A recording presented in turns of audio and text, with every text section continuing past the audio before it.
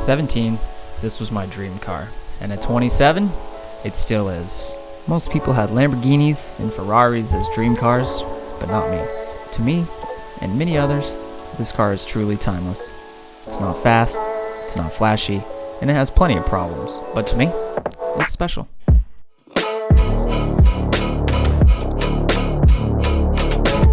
In this video, we're gonna go for a drive, talk about the car, what I've done so far, and upcoming plans and videos. Hope you guys enjoy, and stay tuned for more.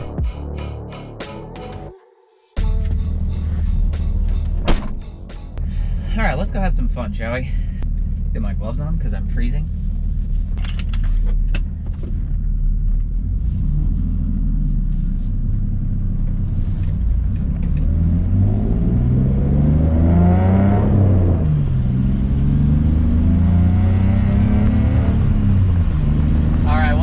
Ladies and gentlemen, I don't know if you can hear me or not, so we're just gonna kind of wing it, but this is something I've always wanted to do. If you don't know, this is my 1989 BMW 325 IS E30. I searched for one of these for close to 10 years, since high school. I am now 27 years old, and I've looked for one of these since I was probably 17.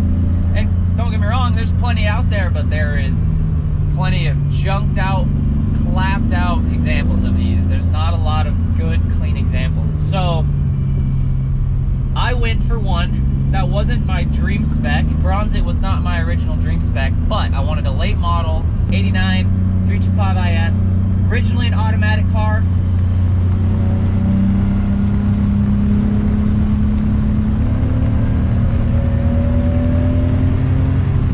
And the biggest thing for me, clean interior. I didn't want to see rips in seats. I didn't want to see door cards that were clunky.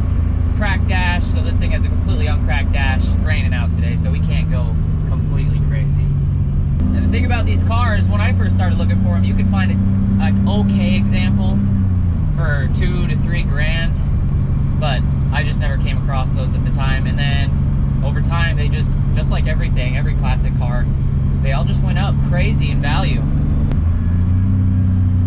Gotta go fix the camera. Hold on.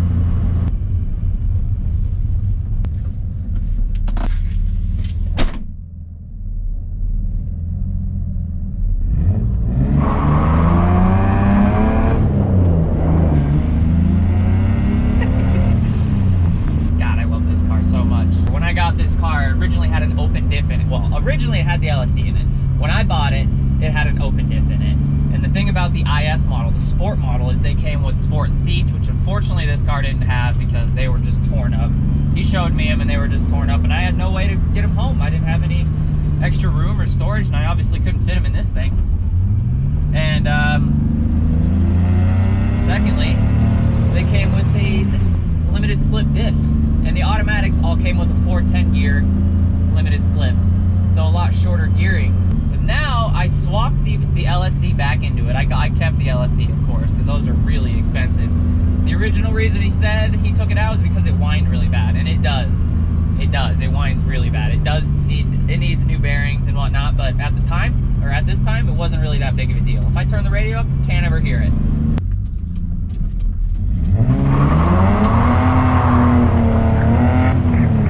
And that's how I can tell this LSD was taken care of, is because with a car with 220-some thousand miles on it, if this thing was beat up, there's no way that diff would still be locking. There's no way these clutch diffs would still be locking. And it locks really well. It's impressive. And it makes it so much more enjoyable to drive. 5-speed made a huge difference. The LSD made a huge difference. And pretty much from then on, what have we done? I've done brakes, the rotors, the pads. We have stainless steel brake lines, and that helped at times. But as you guys can see, the interior is in great condition. All the door cards, it doesn't squeak, it doesn't rattle. The seats, these are definitely going to be replaced because, I mean, they're in good condition, but they don't recline. They're just the comfort seats, and they're truthfully not even that comfortable. So suspension on this car, you might think this car has really good stance. And you're right, it does. Let's be real. But it's not ideal. It just hasn't been on the list yet because it's worked really well. It's been really comfortable. But this car has E36 springs. I think from a 325i, and they're cut. They're ghetto rig cut, and that's from a previous owner. I didn't do that, I promise, I swear to you guys. So my goal, the initial goal, I wanted to get coilovers for this car, but being a daily driver, I drive this car 6 months out of the year when it's not raining or snowing outside, and I wanted something a little bit more comfortable, something more daily drivable. So I'm gonna get H&R Super Sport lowering springs for this, and a nice set of shocks to go with it.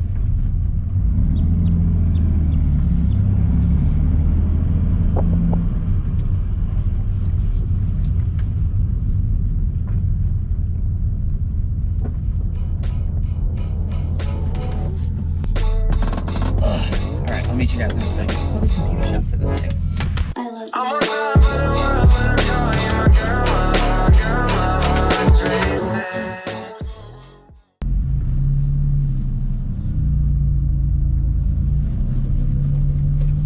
Alright, let's go back up the mountain. Oh my, what are you doing? You're making me look bad. Car, come on now.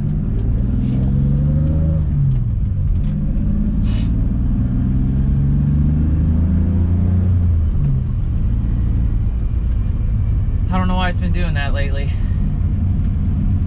Randomly, when it's warmed up, check engine light will come on intermittently, and she wants to just start bogging. It's like it's hunting for idle. The ICV is fresh.